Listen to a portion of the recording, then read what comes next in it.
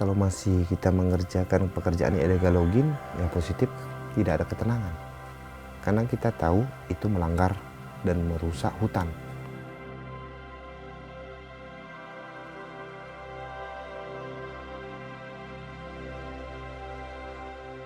Jadi kehancuran di sini cukup parah dulu, Mak. Saya datang itu kalau senso per harinya 50 bunyi, Mak. Di mana-mana bunyi.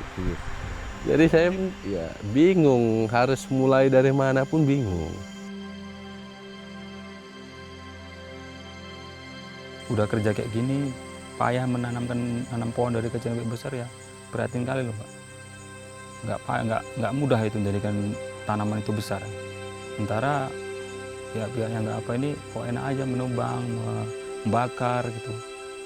Ya prihatin sekali lah.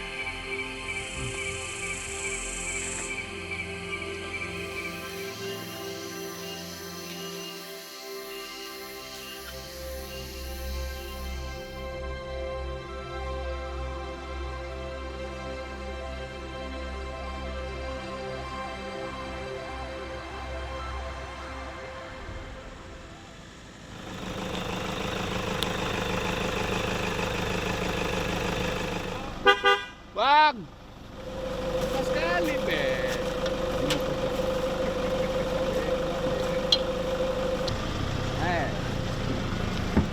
Oke, Be. Ya. Oke.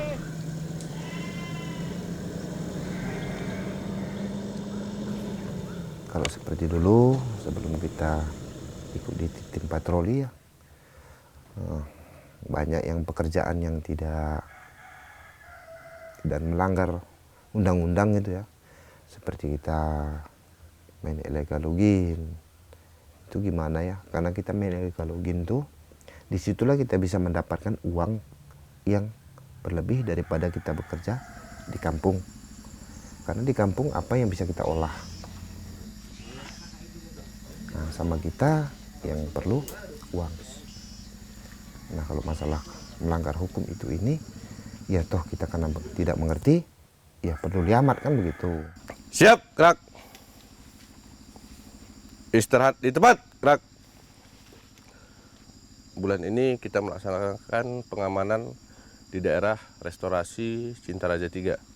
Harap teman-teman dalam pelaksanaan kegiatan bisa melakukannya dengan maksimal dan penuh dengan etos kerja.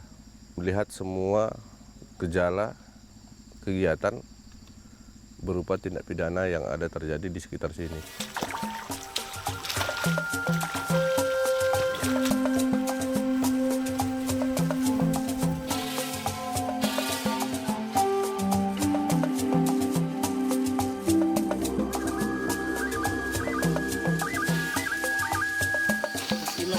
Kayu apa jenis ini? Ini kayu damar sih, tidak terlalu besar.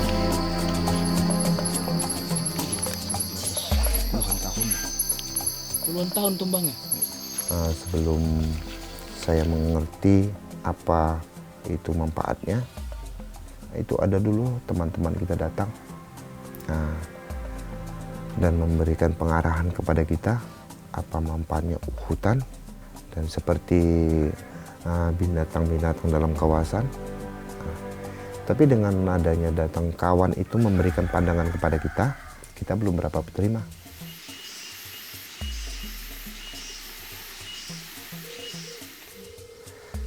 Dan yang membuat kita menjadi gimana tersentuh hati waktu kejadian di kampung kita Bukit Lawang. Itu adanya kena bandang ya. Itu banyak kita punya keluarga meninggal, hanyut dan sebagian tidak dapat mayatnya. Nah di situ saya tersentuh dan saya merasa bahwasanya terjadinya bandang ini atas perbuatan saya. Nah, dengan begitu saya berpikir, dan tiba-tiba teman itu pun datang kembali dan ingin merangkul saya, tapi saya tidak pernah bertanda tanya lagi, tapi itu saya ikuti saran teman itu.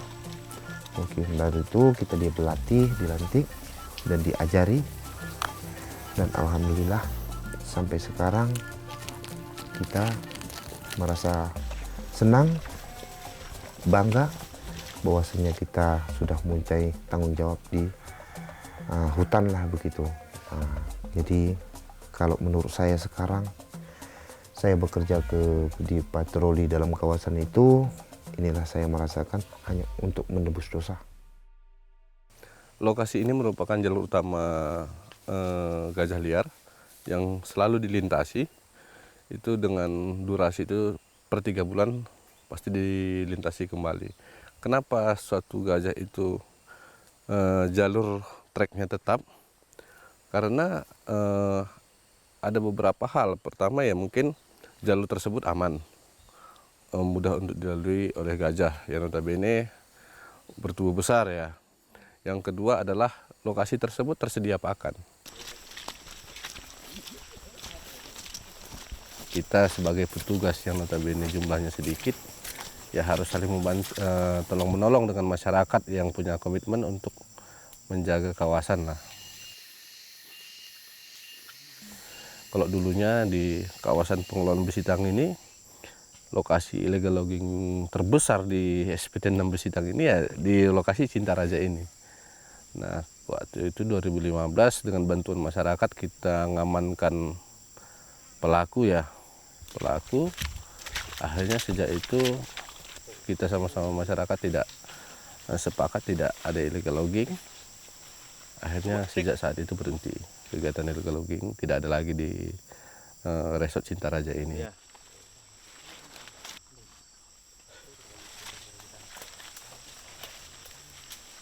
Tolong yang diambil koordinatnya dan diambil fotonya ya. Iya ya.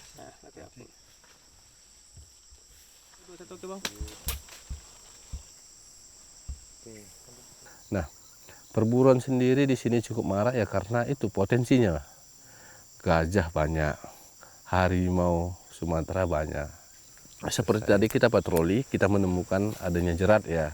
Jerat di pinggir kawasan maupun di dalam kawasan, akhirnya kita amankan.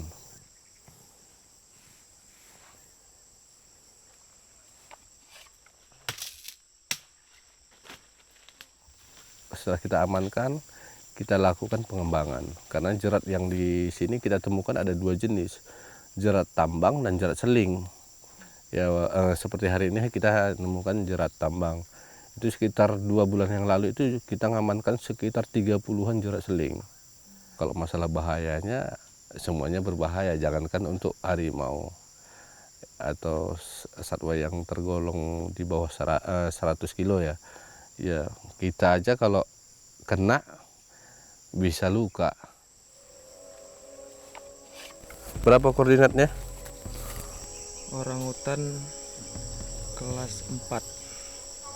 Jadi artiannya dia sudah akhir. Oh, kelas paling akhir. Iya. Maksudnya udah berapa lama itu? 4 minggu. 4 minggu. Kurang lebih 4 minggu. 4 minggu ke atas itu. Lebih dari 4 minggu ya. Iya.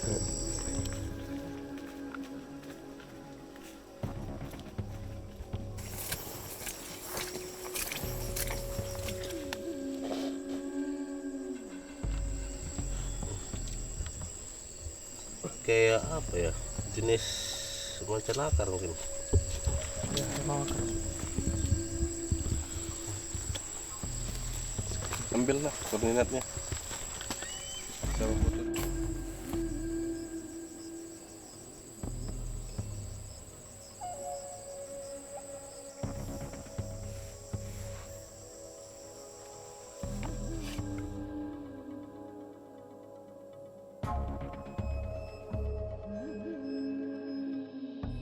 Titik-titik yang hasil ini koordinatnya dioperasikan dengan kawasan biar kita tahu di mana posisi temuan-temuan ini. Memang yang paling menjadi masalah utama sekarang adalah penambahan kawasan. Nah, luasan yang ada di kawasan TNGL sekarang ini itu sekitar 35.000 hektar yang sudah terdegradasi ya. Nah, untuk memperbaiki sebenarnya kita beberapa kegiatan yang banyak kita lakukan. Pertama ada patroli, kemudian kita juga ada kegiatan restorasi kawasan. Restorasi kawasan ini tidak hanya menanam di area-area yang terdegradasi, tapi kita juga melepas liarkan kembali satwa-satwa yang menjadi korban konflik dan memang kita nilai masih bisa kita lepas liarkan, kita segera lepas liarkan di tempat-tempat yang memang bisa kita jadikan tempat translokasi.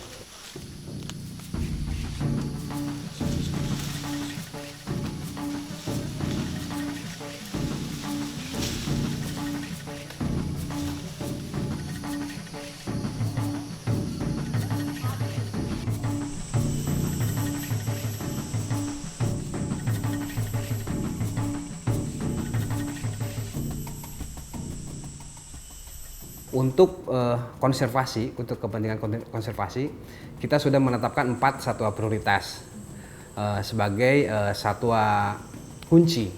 Harapannya dengan melindungi 4 satwa ini, otomatis satwa-satwa yang ada di yang didampak dari populasi tersebut akan secara langsung akan terkonservasi juga.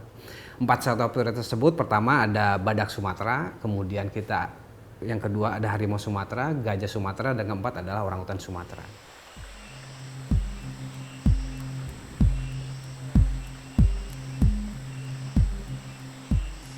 Nah, itu memang gangguannya adalah pada saat itu dirubah menjadi tanaman musiman atau tanaman yang monokultur, sawit semua, kan semua itu fungsi konservasinya khususnya menjadi habitat satwa itu menjadi berkurang. Harapan kita itu sebetulnya fungsinya aja kita kembalikan gitu. Nah, sebetulnya itu kaitannya nanti dengan upaya kita di dalam mengembalikan merestorasi tadi gitu.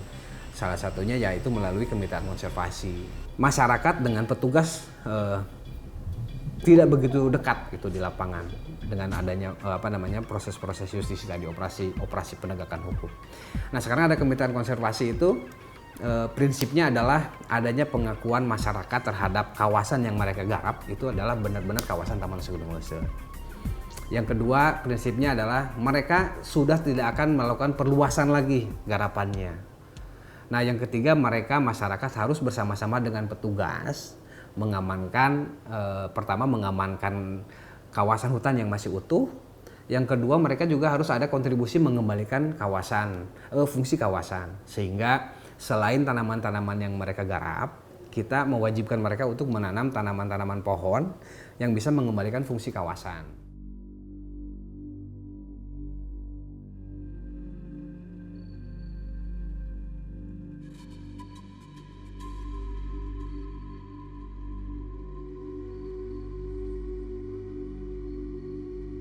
Terkait dengan perambahan itu selesainya 2017. Kebetulan di sana ada masyarakat ya yang kurang paham hukum menanam sekitar kurang lebih 15 hektar karet. Nah, di 2017 sebenarnya ini yang cukup luas di Cintaraja dan memakan waktu pemulihannya itu untuk pengambil alihannya itu sekitar 7 tahun lebih. Nah, kenapa 7 tahun lebih? Karena kita tidak mau clash antara masyarakat dan pengelola. Kita tidak mau ya ketidakpahaman berakhir dengan hukum. Artinya kalau memang bisa selesai kembali ke tangan pemerintah tanpa ada yang dihukum, mengapa tidak?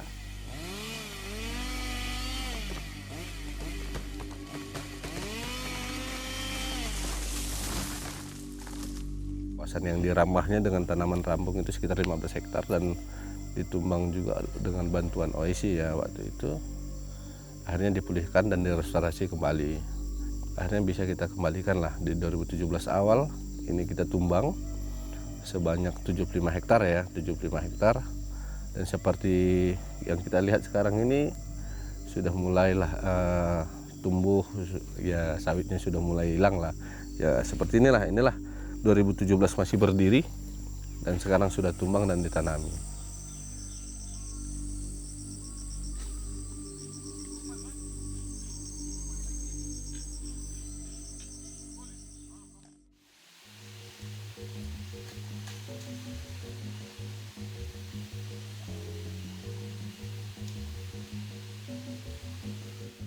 Dulu lahan ini bukan sawit masyarakat. Ini dulunya nih bersih kali ini, Mbak. Nggak ada kayak gini, bersih kali ini. Macam pekarangan rumah memang ini dulu. Iya nih. Nggak ada. Kita tidur malam itu nggak ada katanya istilahnya nyamuk gitu, nggak ada. Bersih kali ini.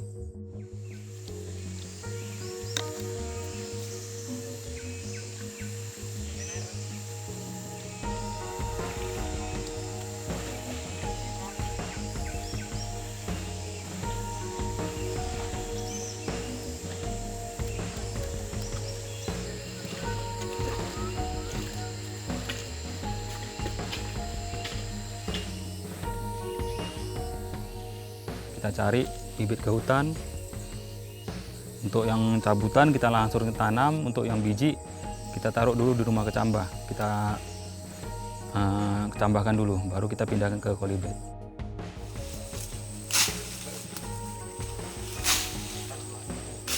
Itu loh, terus mulai dari pembabatan lahan untuk lorong tanam, penanaman, perawatan, itu kita lakukan setiap harinya.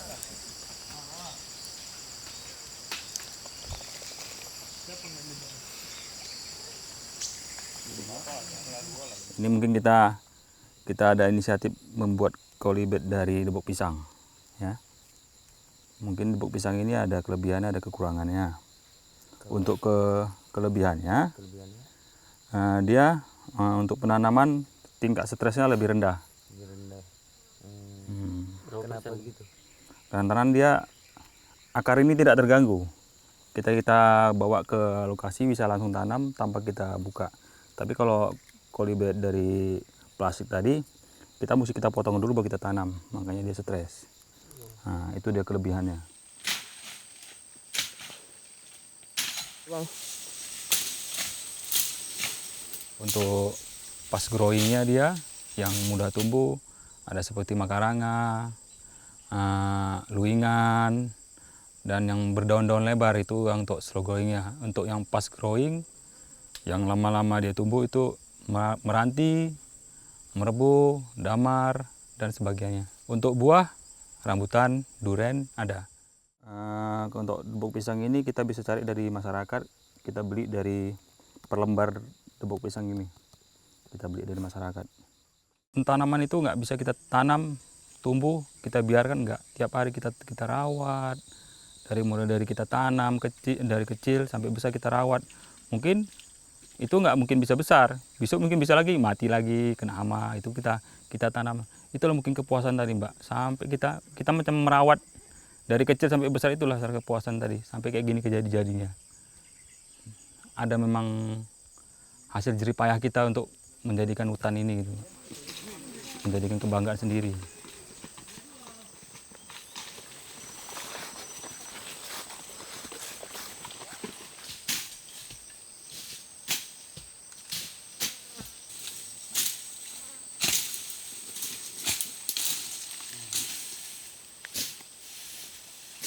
Kalau tidak kita lagi, siapa lagi yang akan peduli kan gitu kan. Untuk sekarang aja tengoklah banyak perambahan kayak di luar sana, pembakaran hutan. Jadi kalau nggak kayak kita ini yang bekerja di sini, beratnya mungkin untuk anak cucu kita nanti nggak bakalan tahu hutan itu seperti apa sih kan gitu.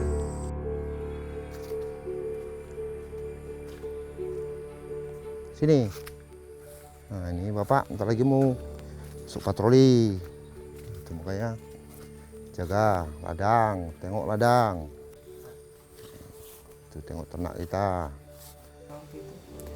Ya kalau respon dari keluarga, ya kalau keluarga saya sendiri, dia merasa senang begitu saya berhenti. Karena kenapa begitu, saya tanya dia, kenapa kamu senang? Walaupun besar hasilmu, tapi saya tidak tenang. Karena apa? Untuk memberi makan anak istri ini dengan uang yang tidak halal. Tapi dengan sekarang, dengan uang yang kau bekerjakan, tapi itu halal. Dan kami senang. Dan bahkan sekarang mereka mendukung semua sama anak-anak saya. Dan saya pun sudah punya menantu saya pun mendukung. Jadi saya lebih semangat dan mempertahankan pekerjaan itu.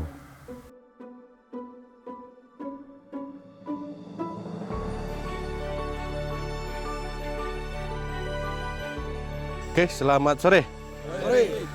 Oke, terima kasih untuk kegiatan kita hari ini. Semuanya dalam keadaan sehat dan tidak kurang satu apapun. Apa yang kita jaga, apa yang kita kerjakan diridhoi oleh Tuhan Yang Maha Kuasa, dan kita berdoa juga untuk keluarga yang jauh dari kita, semoga dalam lindungan Allah Subhanahu wa Ta'ala. Saya pengen ya semua orang melihat apa yang kami kerjakan, bahwa yang kami kerjakan ini bukan untuk keluarga kami, bukan untuk khusus anak kami jaga, bukan khusus untuk orang tua kami jaga. Kami jaga ini untuk kita semua, bukan untuk kami pribadi. Jadi harapannya ya kita sama-sama melihat gitu, sama-sama fokus lah untuk bagaimana menjaga ini. Karena tanpa hutan saya pikir tanpa tumbuhan semua ini pasti kita kelimpungan juga.